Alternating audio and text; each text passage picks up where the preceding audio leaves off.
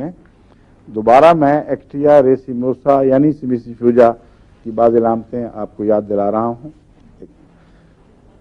ان میں سے ایک یہ ہے کہ جس کروٹ عورت لیٹتی ہے اس کروٹ کے پٹھے خاص طور پر پھڑکنے لگتے ہیں اور بے چینی ہو جاتی ہے، لرزہ طاری ہو جاتا ہے، لیکن وہ جو پھڑکنا ہے اس کا تعلق اسپیزم سے ہی اصل میں ہے، آف اینڈ آن اسپیزم۔ اسپیزم کہتے ہیں تشنج۔ تو بعض تشنج ایسے ہوتے ہیں جو آ کے ٹھہر جاتے ہیں اور پکڑی رکھتے ہیں، بعض ہیں جو آ کے چلے جاتے ہیں، بار بار یوں پلس کی طرح یوں حرکت کرتے ہیں۔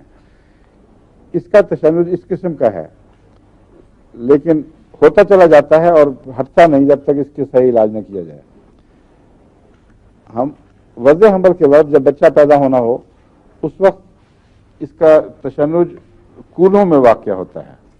درد نیچے کی طرف گئی، اچانک رستہ بدل کے دائیں اور بائیں چلی گئی، اور کولوں میں بڑا شدید تشنج ہوتا ہے۔ تو ڈاکٹر کو باتیں بھول جاتی ہیں، وہ فوراً رب کر کے اس بچی کو تشنج دور کرنے کی کوشش کرتی ہیں۔ اس وقت ایک خوراک اگر اس کی دے دی جائے 30 یا 200 طاقت میں، تو بعض دفعہ صرف ایک ہی خوراک سے اللہ کے فضل سے سب دردیں نارمل ہو جاتی ہیں۔